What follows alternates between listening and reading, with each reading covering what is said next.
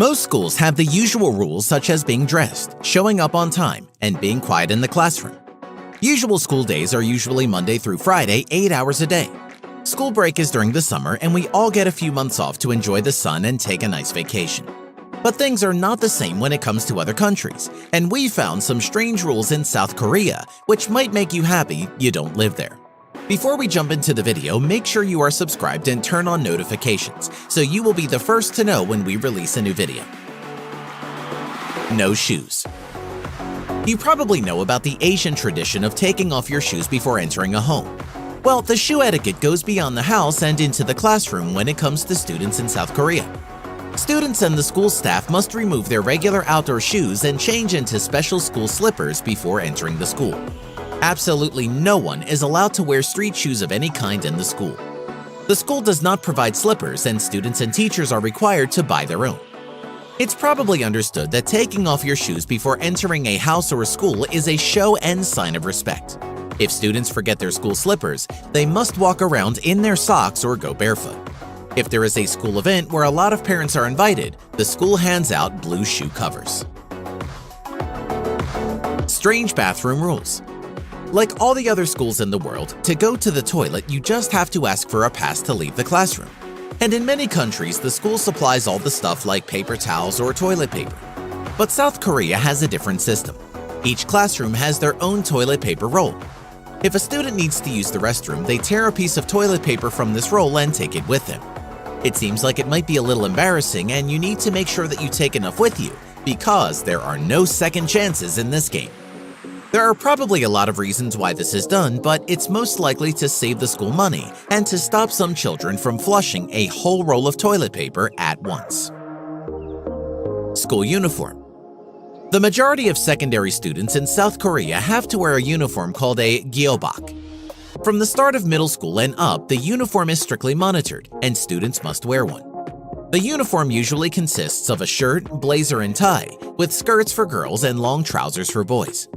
In addition to uniforms being standard, students also have standards for which they must wear their hair. Rules used to state that you couldn't dye your hair and it couldn't be longer than normally accepted. For the boys, hair has to be short enough that it doesn't cover the ears. For girls, hair has to be kept close to shoulder length.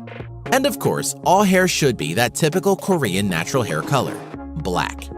Jewelry and makeup are not allowed to be used by the students. This includes small rings and chains, and even if you are caught using a lip balm, you could be in trouble. The 5-year teacher-principal rotation cycle. Teachers in South Korea don't end up staying at the same school, as most teachers in other schools and universities in places like the United States, for instance. After each 5-year term at the school, everyone, including the teachers, the vice principal, and even the principal of the school, go through a lottery-type system and have to change schools. This was done to give the staff a chance to work at many different schools. There are schools which have a bad reputation and some schools that aren't so bad. In fact, there are model schools in South Korea where teachers want to teach at and have high-performing students, and end up being a much better facility to work at. The learning process in South Korea is serious business, right down to the staff of the school itself, and South Korea wants its teachers and school staff to experience everything. Take out the trash. Most public buildings, including schools in different parts of the world, have their own staff to keep them clean. The only thing that a student has to worry about is their studies.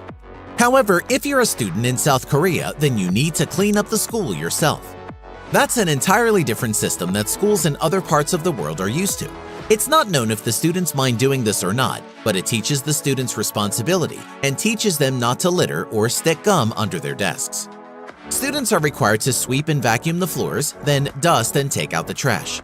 They also get to clean the desks, the blackboards, the hallways, and even scrub the stairs. Luckily, there is a cleaning lady that comes to clean the bathrooms. And if the outside of the school is dirty, then the students clean that up too. By the way, chewing gum or eating anything is banned in almost all schools across the world, unless you have treats for everyone in the class. Extra lessons. When it comes to international tests, South Korea has some of the highest achievers. This is probably due to those 12-plus-hour Saturdays and other long days of study.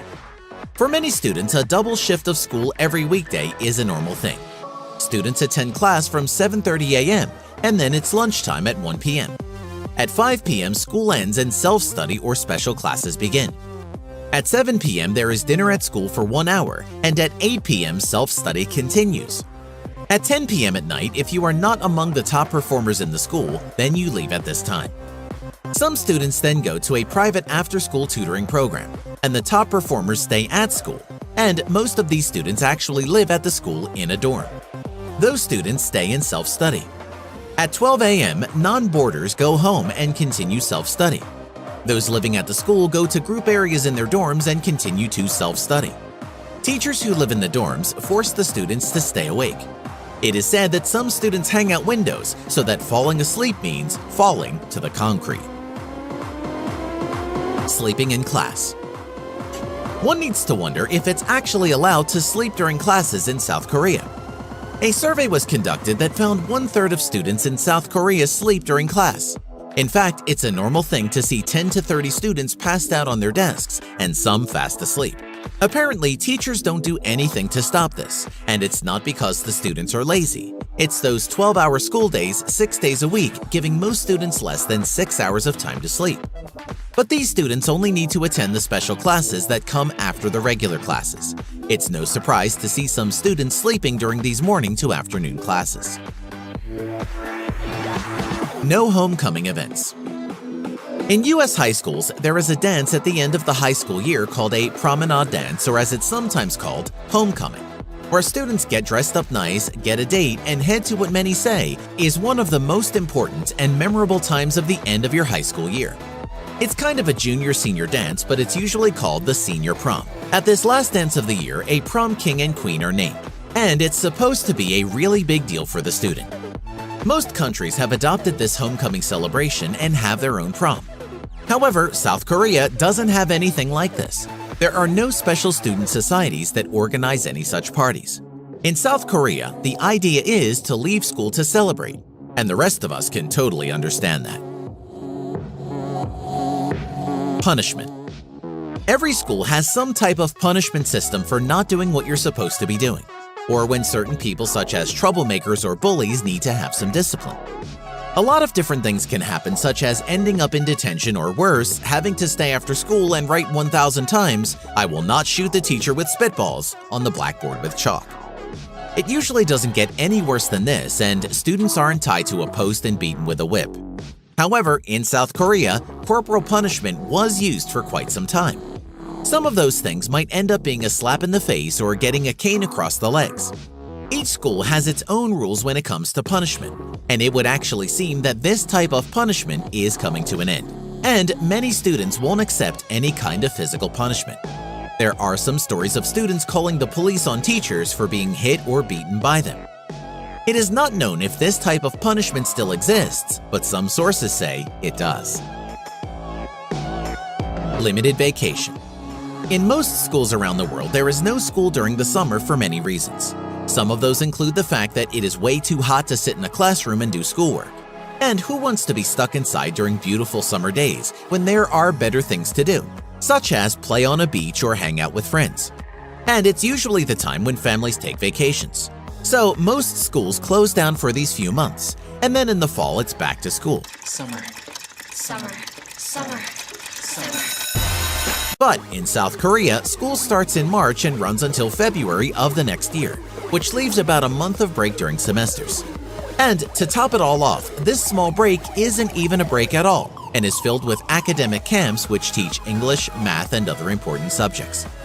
However, there is a small break that consists of two major holidays, called Chuseok and the Lunar or Chinese New Year, where everyone gets 3 to 5 days off of school. There are a couple of other days, such as the school's anniversary, but days off are rare. We hope you enjoyed this video, and don't forget that if you want to be first to know when we release a new video, make sure to click subscribe and enable notifications. We appreciate you and want to thank you for watching.